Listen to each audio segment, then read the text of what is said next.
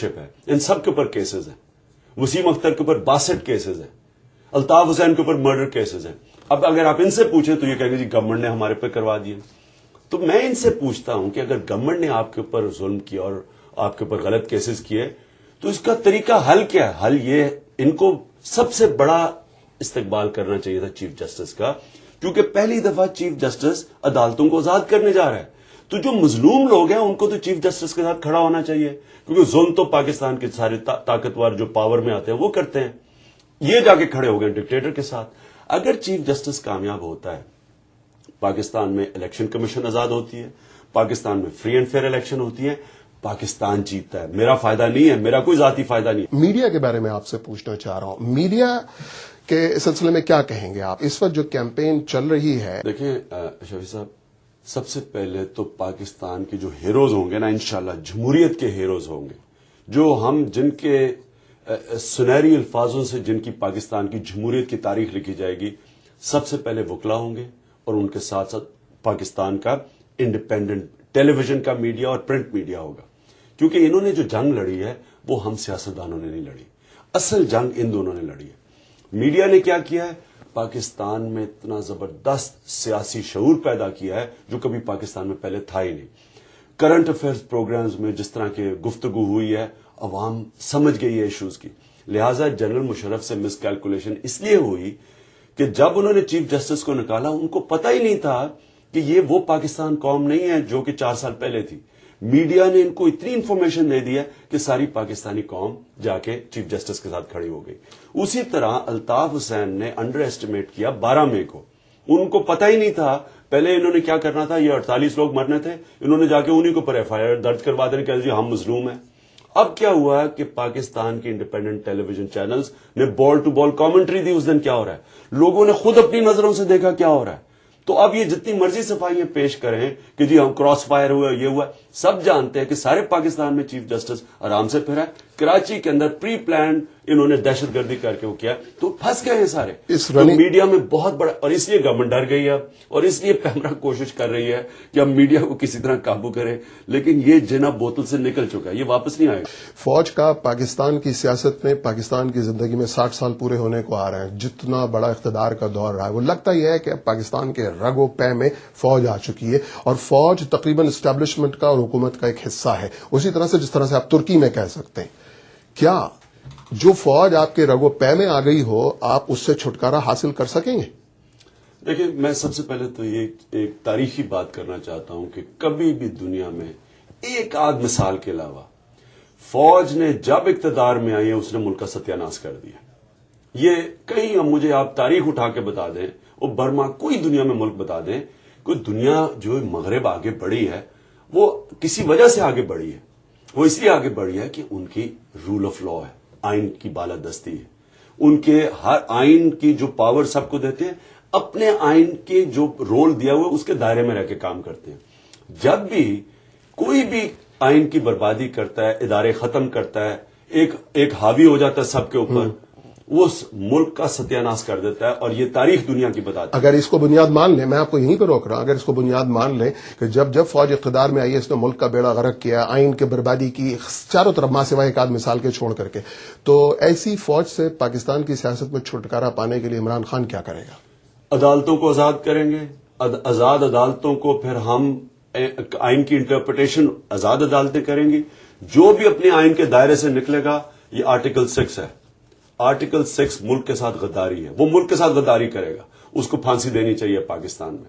और जब तक हम ये सख्त सजाएं नहीं देंगे, इंप्लीमेंट नहीं करेंगे, आपके आइन जो आके तोड़ देता है, मुल्क में कानून खत्म कर देता है, मुल्क का मुस्तकबिल खत्म कर देता है, मुल्क इसका पोटेंशियल जो है, इसमें खुशहाली, हम अपने बच्चों का नहीं सोच रहे हैं कि हम अपने बच्चों की जिंदगियां बर्बाद कर रहे हैं। आज छोटा सा तबका अमीर हो गया, बाकी अवाम मर गई है महंगाई के अंदर। इमरान खान, मैं शफी साहब, आप सिर्फ, मैं ये शौकत अजीज से बजट आ रहा है, मुझे शौकत अजीज एक चीज दे दे कि 75% पाकिस्तानी 3,500 रुपए महीना के इर्द गिर्द गुजारा कर रहा है, या कम और या इर्द गिर्द। मुझे शौकत अजीज 4 साल में जो कीमतें बढ़ी हैं, मुझे सिर्फ बजट निकाल के दिखा दे कि 3,500 में एक माँ बाप और 2 बच्चे गुजारा कैसे कर सकते हैं। सिर्फ मुझे ये आजकल की कीमतों के ऊपर मुझे दिखा दे। तो अवाम तो मर गई है। ایک چھوٹا سا طبقہ امیر ترین، ان کے رہن سہن دیکھیں، شوکت عزیز کا، جنرل مشرف کا 1.5 کروڑ کی گاڑیوں میں پھر رہے ہیں، 70 گاڑیاں ہیں، 1 ارب روپیہ باہر ٹریول پہ خرچ کر رہے ہیں. عمران خان کیا یہ محلوں میں یہ رہ رہے ہیں. کیا یہ وہی شوکت عزیز نہیں ہے کہ جس وقت انہوں نے مشرف کے دور میں فائنانس منسٹری سنبھالی تھی وزیر اعظم بننے سے پہلے، تو ان کے لیے عمران خان کی جماعت اور عمران خان کی طرف سے بیان یہ آیا تھا کہ ہمارا آدمی فائنانس منسٹر ہے. شوکت عزیز تو وہی ہے نا، تو کیا موجودہ شوکت عزیز سے اب آپ کو اتفاق؟ شفیع صاحب، میرا کبھی بھی شوکت عزیز ہماری پارٹی میں نہیں تھا. یہ اور بات ہے کہ وہ میری دوستی تھی اس سے، لیکن میری پارٹی کا کبھی وہ حصہ نہیں تھا، کیونکہ شوکت عزیز ہمیشہ ادھر جاتا ہے جدھر اقتدار ہے. اس کو صرف اقتدار سے پیار ہے، اس کو عمران خان یا ہماری پارٹی سے پیار نہیں تھا. لیکن اصل ایشو شوکت عزیز کا نہیں ہے. اصل ایشو یہ ہے کہ جب بھی ملٹری ڈکٹیٹرشپ آتی ہے، ملٹری ڈکٹیٹر کی جڑیں عوام میں نہیں ہوتی، اس نے عوام کی ووٹ سے نہیں پاور میں آنا ہوتا. لہذا وہ جو ایک ارد گرد جو دائرہ ہوتا ہے، اس کو جو پاور میں رکھنے والا ان کو نوازتا ہے، وہ امیر ترین ہو جاتے ہیں، وہ نہ ٹیکس دیتے ہیں، وہ ملک کو لوٹتے بھی ہیں، وہ چوری بھی کرتے ہیں، ان کو پکڑتا بھی کوئی نہیں ہے. وہ اور جو عوام ہے، کیونکہ ووٹ تو ان سے لینی نہیں، وہ مر جاتے ہیں. میں الیکشن کا وقت آ رہا ہے عمران خان صاحب، 2 سوال آپ سے پوچھنا چاہ رہا ہوں، لیکن پہلے میں فوج سے متعلق پوچھوں گا. پاکستان کا سیاستداں جب اقتدار میں آیا، اس کو حزب اختلاف کی بات بری لگی، اس کو میڈیا کے کرٹیسزم برا لگا، خواہ وہ کوئی بھی بول رہا ہو. جب پاکستان کا سیاستداں آیا، اس نے اپنے اقتدار میں رہنے کے لیے فوج کو استعمال کیا. فوجی جنرل کہتے کہتے تھک گیا، مر گیا کہ ہم خود نہیں آتے اقتدار میں، ہمیں تو یہ سیاستدان نکمے ناکارہ، انہیں کام کرنے نہیں آتا، ہمیں لے کر کے آتے ہیں. اس بات کی کیا ضمانت ہے آنے والے سیاستدان فوج کو نہیں بلائے گا کہ اللہ کا واسطہ آؤ ان کو کام کرنا سکھاؤ؟ یہ جو جنرل مشرف کا دور ہے، میں آپ کو گارنٹی کر کے دیتا ہوں کہ یہ آخری دور، انشاءاللہ یہ فوج کا آخری دور ہے. کیونکہ جو فوج کے خلاف نفرتیں بڑھ گئی ہیں آج پاکستان میں، خاص طور پہ پنجاب میں، یہ کبھی میں نے اپنی زندگی میں نہیں دیکھا. ہم اپنے فوجیوں کو، مجھے یاد ہے میں 65 کی جنگ تھی، فوجی کوئی گزر ساری دنیا سلوٹ مارتی تھی.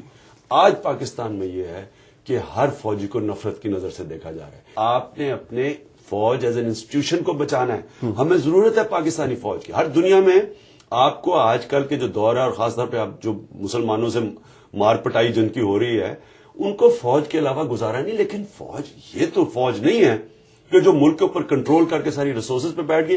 آپ حمود الرحمان رپورٹ پڑھیں، حمود الرحمان کوئی اپوزیشن لیڈر تو نہیں تھا، جسٹس تھا. اس نے جو رپورٹ دی تھی اس میں کچھ چیزیں تو پڑھیں. اس نے کہا فوج کی ٹاپ براس کا ستیہ ناش ہو گیا، کرپٹ ہو گئی ہے، سافٹ ہو گئی ہے، پروفیشنلزم ختم ہو گئی ہے، ایز این انسٹیٹیوشن برباد ہو رہی ہے. تب کہا تھا سیویلین افیئرز میں. آج سوچیں کہ فوج جو آج فوج کروا رہا ہے جنرل مشرف اپنی کرسی کے لیے، آج فوج کا کیا حال ہو رہا ہے. یہ لڑنے والی فوج نہیں ہے. اور یہ فوج جب عوام فوج کے خلاف ہو جائے، وہ فوج کی کیا مستقبل ہے؟ اچھا، بے نظیر بھٹو کو اور نواز شریف کو ملک میں آنا چاہیے یا نہیں آنا چاہیے، یا آپ جیسے سیاستدانوں کے لیے میدان کھلا چھوڑ دینا چاہیے؟ بالکل آنا چاہیے دونوں کو. اور میں ابھی میاں نواز شریف سے ملنے جا رہا ہوں، اور میں ان کو پوری تاکید کروں گا کہ وہ جلدی سے جلدی واپس آئیں پاکستان. نہیں آتے یہ دونوں اس وقت سیاستدان کیا کریں گے؟ اگر وہ نہیں بھی آتے تو ہماری جدوجہد رہے گی، لیکن ہم کوشش کریں گے دونوں کو بلانے کی. ہماری جدوجہد چلے گی. ساری آل پارٹیز کانفرنس ہے لندن کے اندر، جس میں ہم یہ فیصلہ کریں گے کہ ہم نے آگے کیسے مل کے ایک جوائنٹ اسٹرگل کرنی ہے، پہلے جمہوریت کے لیے اور اس کے بعد پھر اپنے election manifesto. Imran Khan, BBC کے سامعین کے لیے اور BBC Urdu.com کے لیے وقت نکالنے کا بہت بہت شکریہ.